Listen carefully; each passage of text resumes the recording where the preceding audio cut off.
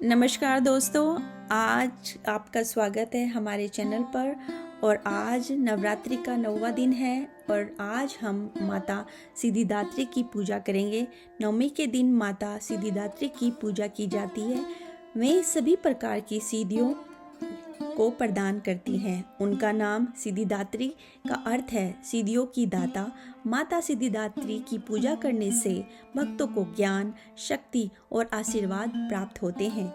ये दिन सभी रूपों की पूर्णता और समर्पण का प्रतीक है। नवरात्रि के इस दिन अंतिम दिन देवी दुर्गा के सभी 9 रूपों को एक साथ पूजा की जाती है। माता सिद्धिदात्री की कृपा से हमें जीवन में सिद्धि, ज्ञान और शक्ति प्राप्त होती है। आइए नवमी के दिन माता से आशीर्वाद प्राप्त करें और नवरात्रि के इस पावन उत्सव का समापन करें। जय माता दी। अगर आप मेरे चैनल पर नए हैं तो कृपया मेरे पिछली नवरात्रि वीडियो को जरूर देखें। उसमें आपको नवरात्रि से जुड़ी और भी महत्वपूर्ण जानकारियाँ मिलेंगी। तो चलिए कुछ बातें आपको पहले मैं बता दूं। पाठ शुरू करने से पहले हमें क्या करना चाहिए। सबसे पहले हमें गणेश वंदना करेंगे, फिर कवच का पाठ करना चाहिए। इसके बाद माँ की आरती होनी चाहिए। जिस माँ का दिन है उस माँ की आरती होनी चाहिए। फिर शांति पाठ किया जाना चाहिए और अंत में हमें क्षमा याचना मांगनी चाहिए। क्षमा याचना हम इसलिए मांगते हैं अगर हमसे कुछ भी पूजा करने में या हमने कुछ भी भूल से कुछ भी गलत कर दिया है तो माँ हमें क्षमा करें। इस वीडियो में सब कुछ मैं रिकॉर्ड नहीं करूँगी, केवल 12वां या और 13वां पाठ माँ दुर्गा सप्तशती की किताब से पढ़ूंगी। अगर आपको कवच और क्षमा याचना सुननी है तो आपको मेरी पिछली वीडियो में मिल जाएगी। जय माता। 12वां अध्याय। देवी बोली, हे देवताओं, जो पुरुष इन स्तुतियों द्वारा एकाग्रचित होकर मेरी स्तुति करेंगे उसके संपूर्ण कष्टों को निसंदेह हर लूंगी। मधुकेटभ के नाश, महिषासुर के वध और शुंभ तथा निशुंभ के वध की जो मनुष्य कथा कहेंगे, मेरे महात्म्य को अष्टमी, चतुर्दशी व नवमी के दिन एकाग्रचित से भक्ति पूर्वक सुनेंगे, उनको कभी कोई पाप न रहेगा। पाप से उत्पन्न हुई विपत्ति भी उनको न सताएगी। उनके घर में दरिद्रता न होगी और उनको प्रियजनों का भी छोड़ ही होगा। उनको किसी प्रकार का भय न होगा। इसलिए प्रत्येक मनुष्य को भक्ति पूर्वक मेरे इस कल्याणकारक महात्म्य को सदा पढ़ना और सुनना चाहिए। मेरा यह महात्म्य महामारी से उत्पन्न हुए संपूर्ण उपद्रवों को एवं 3 प्रकार के उत्पादों को शांत कर देता है। जिस घर व मंदिर में या जिस स्थान पर मेरा यह स्तोत्र विधि पूर्वक पढ़ा जाता है उस स्थान का मैं कभी भी त्याग नहीं करती हूँ और वहाँ सदा ही मेरा निवास रहता है। बलिदान, पूजा, होम तथा महोत्सव से मेरा यह चरित्र उच्चारण करना तथा सुनना चाहिए। ऐसा हवन या पूजन मनुष्य चाहे जानकर या बिना जाने करे, मैं उसे तुरंत ग्रहण कर लेती हूँ। और शरद काल में प्रत्येक वर्ष जो महापूजा की जाती है उनमें मनुष्य भक्तिपूर्वक मेरा यह महात्म्य सुनकर सब विपत्तियों से छूट जाता है और धन धान्य तथा पुत्रादि से संपन्न हो जाता है। और मेरे इस महात्म्य व कथाओं इत्यादि को सुनकर मनुष्य युद्ध में निर्भय हो जाता है और महात्म्य के श्रवण करने वालों के शत्रु नष्ट हो जाते हैं तथा कल्याण की प्राप्ति होती है और उनका कुल आनंदित हो जाता है।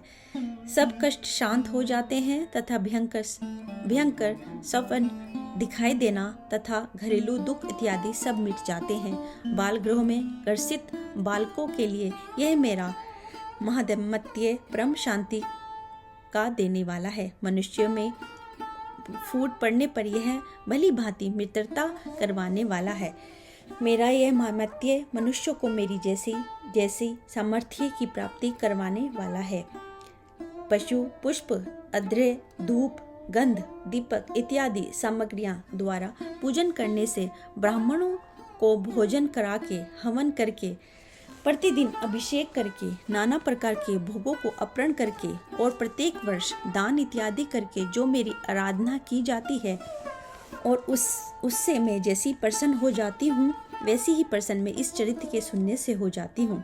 यह महात्म्य श्रवण करने पर पापों को हर लेता है तथा आरोग्य प्रदान करता है। मेरे पार्थुभार का कीर्तन दुष्ट प्राणियों से रक्षा करने वाला है, युद्ध में दुष्ट दैत्यों का संहार करने वाला है। इससे सुनने से मनुष्य को शत्रुओं का भय नहीं रहता है। हे देवताओं, तुमने जो स्तुति की है अथवा ब्रह्मा जी ने जो मेरी स्तुति की है वह मनुष्य को कल्याणमयी बुद्धि प्रदान करने वाला है।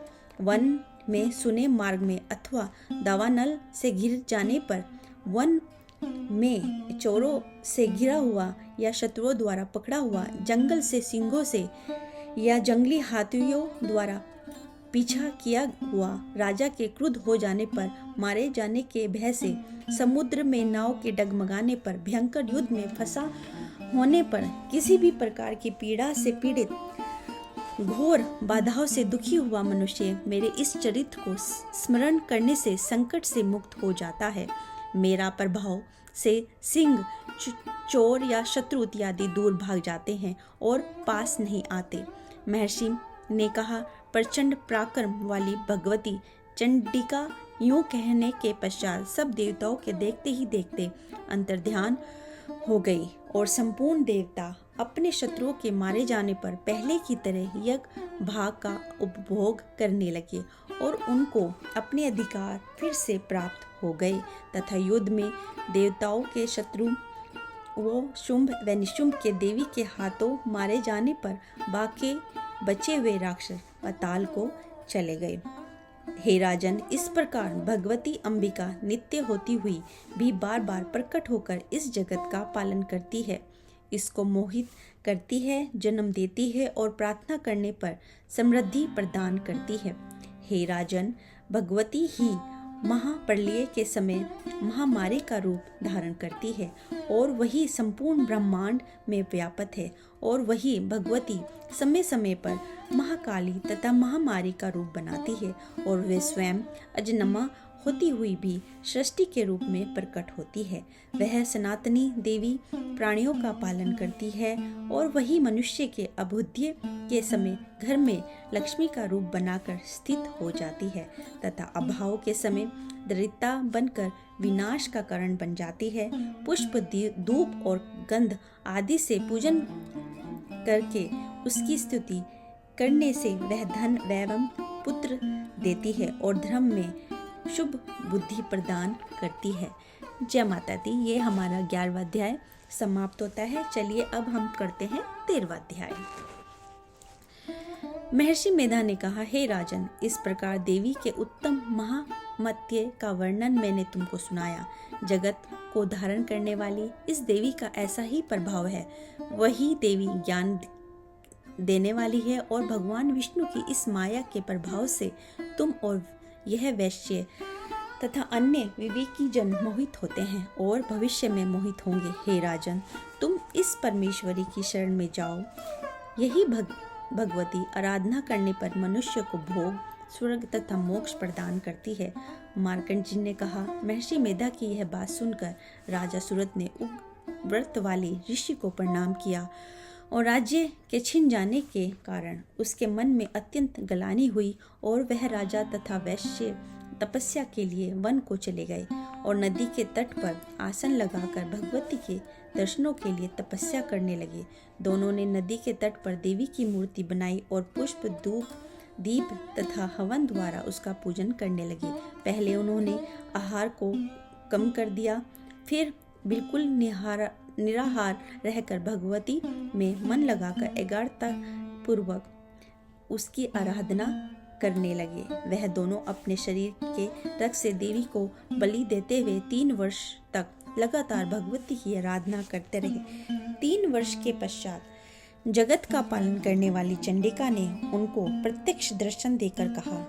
देवी बोली, हे राजन तथा अपने कुल को प्रसन्न करने वाला वैश्य, तुम जिस वर की इच्छा रखते हो वह मुझसे मांगो, वह वर मैं तुमको दूंगी, क्योंकि मैं तुम पर अत्यंत प्रसन्न हूँ। मार्कंड जी कहते हैं, यह सुन राजा ने अगले जन्म में नष्ट न होने वाला अखंड राज्य और इस जन्म में बलपूर्वक अपने शत्रु को नष्ट करने के पश्चात अपना पुण्य राज्य प्राप्त करने के लिए भगवती से वरदान मांगा। और वैश्य ने भी, जिसका चित्त संसार की ओर से विरक्त हो चुका था, अतः भगवती से अपनी ममता तथा का आसक्ति को नष्ट कर देने वाला ज्ञान देने को कहा। देवी ने कहा, हे राजन, तुम शीघ्र ही अपने शत्रुओं को मारकर पुनः अपने राज्य प्राप्त कर लोगे। तुम्हारा राज्य स्थिर रहने वाला होगा। फिर मृत्यु के पश्चात आप सूर्य देव के अंश से जन्म लेकर स्वर्णिक मनु के नाम से इस पृथ्वी पर ख्याति हो जाएगी। हे वैश्य कुल में श्रेष्ठ, आपने जो मुझसे वर मांगा है वह आपको देती हूँ। आपको मोक्ष के देने वाले ज्ञान की प्राप्ति होगी। मार्कंड जी कहते हैं, इस प्रकार उन दोनों को मनवांछित वर प्रदान कर तथा उनसे अपनी स्तुति सुनकर भगवती अंतर्ध्यान हो गई। और इस प्रकार क्षत्रियों में श्रेष्ठ वह राजा सूरत भगवान सूर्यदेव से जन्म लेकर इस पृथ्वी पर स्वर्णिक मनु के नाम से विख्यात होंगे। जय माता दी। इस तरह हमारे 9 दिन के 13 अध्याय समाप्त होते हैं। आपसे फिर मिलेंगे दोबारा नवरात्रि में। माँ तब तक आप सब पर अपनी कृपा बनाए रखे। जय माता दी।